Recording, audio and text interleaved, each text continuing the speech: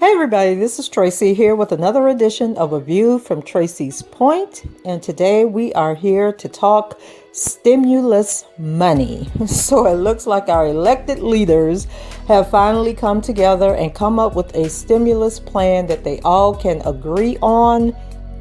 And as I'm recording this video, it looks like they are preparing to vote on said stimulus. And although Americans will not receive another $1,200 check as was anticipated, they have agreed to give us $600 per adult and child.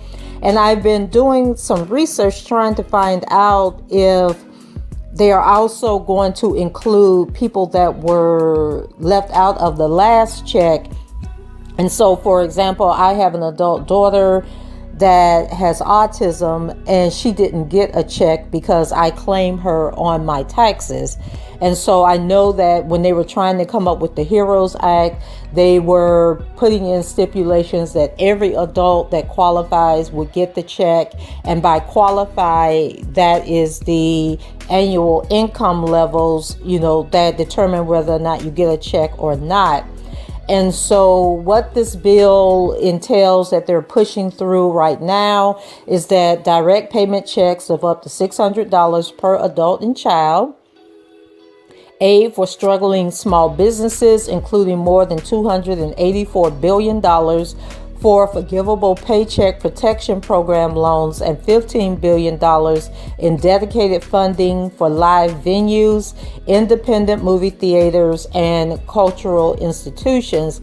And so they are putting up $15 billion for that. But I was doing a video some time ago where I was talking about the music industry, and this was like back in May or June.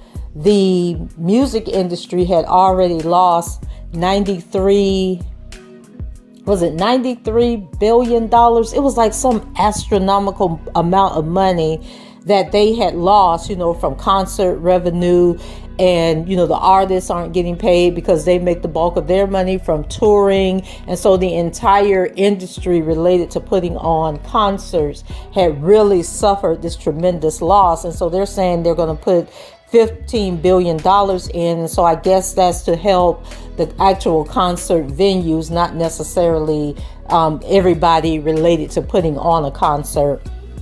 And then $300 per week for enhanced unemployment insurance benefits, $25 billion for rental assistance and eviction moratorium extension, because that ran out, I believe it was September 30th, and people are being evicted from their apartments and their homes. Homeless shelters, are being overwhelmed because of the number of people that are looking for places to stay. And I always told people, if you don't pay anything else, pay your rent, because you can run an electric cord from your neighbor's house. Your neighbor can bring you some water, but not everybody can provide you with shelter.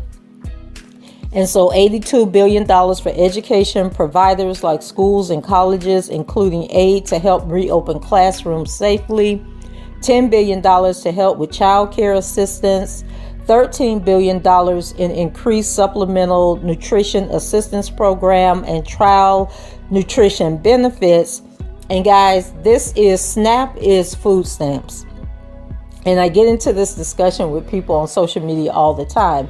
Like, why are people burning tanks of gas, sitting in these long ass lines to get food, when all they need to do is go apply? If you lost your job or had a significant decrease in your income because of the COVID-19 pandemic, you qualify for food stamps, for food benefits. And I don't know if people are just too proud to apply for the food benefits, or if they just don't know that they can qualify for it. But you get $194 per person in your household. So you can get, if you're a family of four, that's like almost $800 in food benefits that you get. And then, you might not be able to get, the snacks that you want, but at least you have the staples and you have food, and you don't have to sit in these long lines to get this one box of food and a gallon of milk.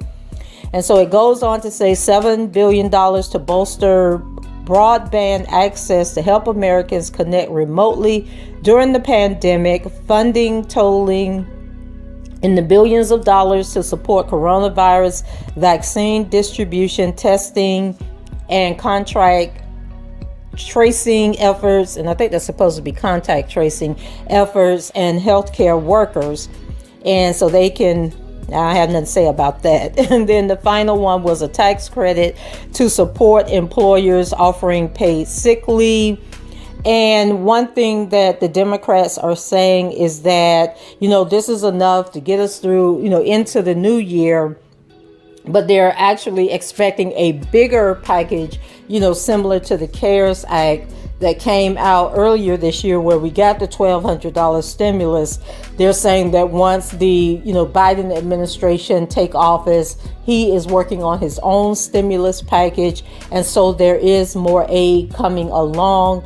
But for a lot of people, the $600, is going to mean a lot during this time of year. And people, who were receiving the federal unemployment benefits, it's not the $600 a week that you were getting, but it is $300 a week. And I didn't expect the $600 to last too long, because, they were saying that people were refusing to go back to work because they were getting more money through the federal benefits than they would have gotten by actually going to work. And so I knew they were going to cut that back.